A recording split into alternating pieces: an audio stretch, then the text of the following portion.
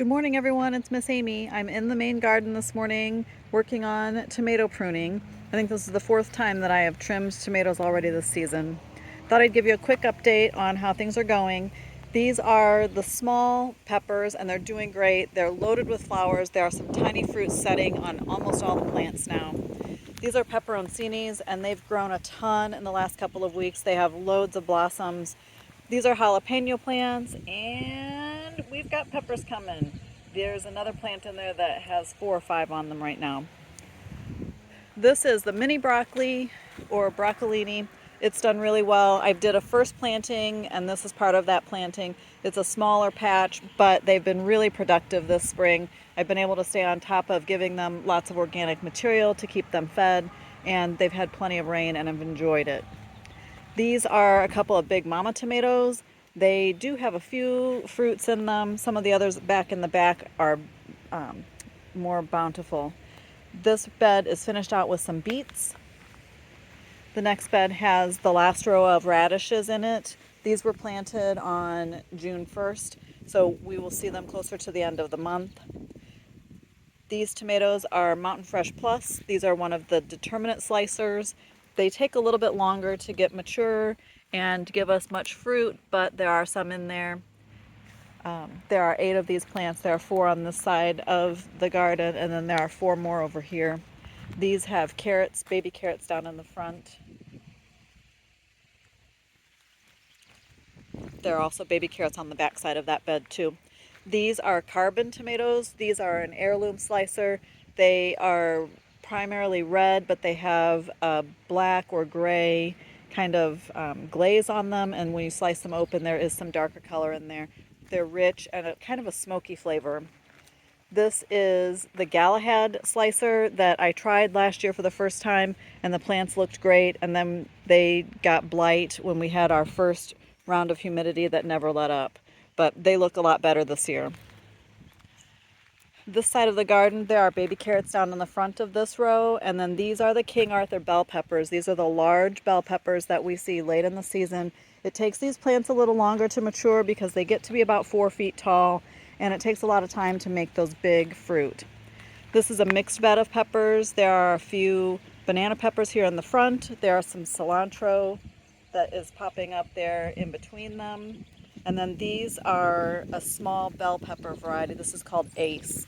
The plants stay small. The fruits are a little bit smaller, but they produce fast and they go from green to red a lot faster than those bigger peppers. This next row has carrots down in the front, and then these are big beef slicing tomatoes. This is our main season slicer. There's some basil in the center. It'd be a great weekend if you want basil to make pesto, and or to just freeze them and put them in your freezer and have them for later. These slicers are an indeterminate variety, which means that they keep producing until the season changes to the point where they can't sustain anymore. So they have set one set of blossoms. They are growing like crazy, and they're starting to set some more blossoms up at the top as well. These plants, compared to just 2 weeks ago, are double in size. This is a tomato variety called STM 2255. I will probably not call it that at the farm stand. I'll probably just call it the one with letters and numbers because I can't remember it. But this is a determinate variety, which means they set their fruits in a couple of set concentrates and then they're done for the season. There are already some nice sized tomatoes on a few of these plants. So this is the first year that they've been in the garden here with us. I'm looking forward to seeing how they produce. These are a couple of zucchini. I just keep staking and tying and trimming them and hopeful that there will be some pollinators that find them. There is somebody in there. I'll take it. This is some sweet alyssum. I've planted this by all of the zucchini and squash in hopes that those tiny little bees would help me pollinate the zucchini and squash, but so far that hasn't really worked out. These are the other big mama tomatoes, and these have some nice sized fruits. I think what we might see this year is the first set of flowers that turn into fruits for us may give us a flush of early peppers or tomatoes, whatever the variety is, and then we may have kind of a lull before the rest of them come at their normal time. That's just my thought anyway. These are a row of San Marzano tomatoes. They have not been pruned yet. Again, there's some nice basil here. There's purple kale on the back side of this bed. This is a mixed row. This is an Amana orange, which is the big orange heirloom slicer. That's also 2 of those. And then these are the Mountain Magic, which are the salad tomatoes. They are getting big, and these tomatoes are crazy full. They will fill that entire cage, and I'll be pruning the tops off of them at some point. This is a 12-foot wide trellis. It has 2 cherry tomatoes on it. I was able to get out here and tuck it, train it, trim it before we got wind the other day and before that huge storm came through yesterday. And I'm glad that I spent the time doing it. After the storm was done and I came out yesterday, they looked fine. They didn't look any worse than before the storm. No signs of stress from pruning and no signs of stress from the storm. And there are some tiny little tomatoes in there.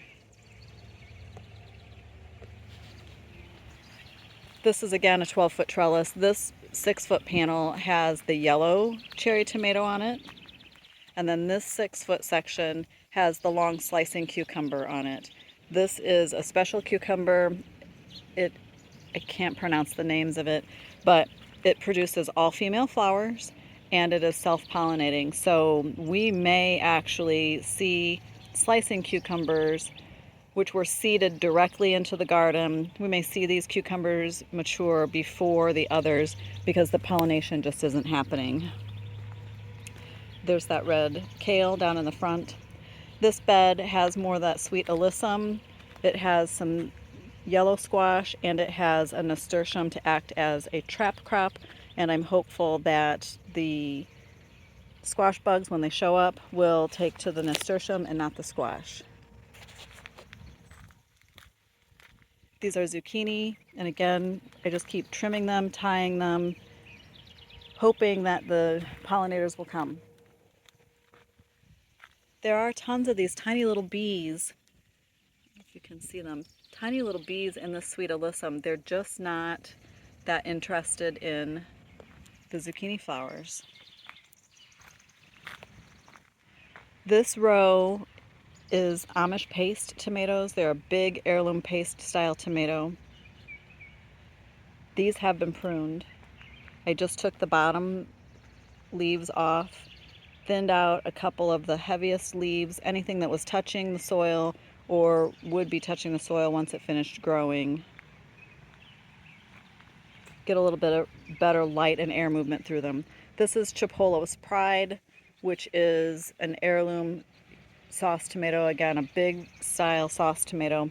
These are really dense, so I don't prune them as hard. I prune them more frequently, but I don't prune them as hard because they produce so many tomatoes. They need all the energy that they can get to keep doing that, and they need as many branches as they can. Again, some more basil in there. There are beets on the back side of this bed.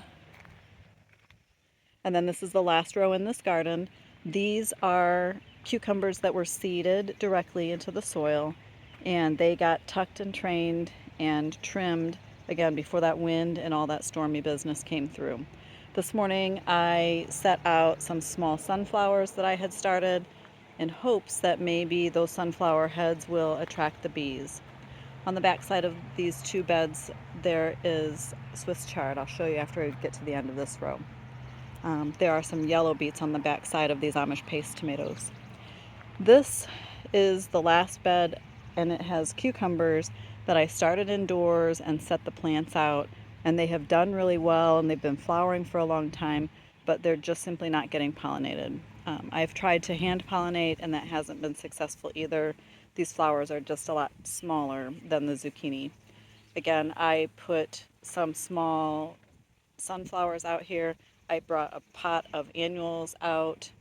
I even brought a bee frame from our beehive and smeared honey all over it. I'm sure it got washed off in the storm, I'll bring some out later and put it back on there and see if we can't attract those bees. This is the row of Swiss chard. All in all, things are doing well.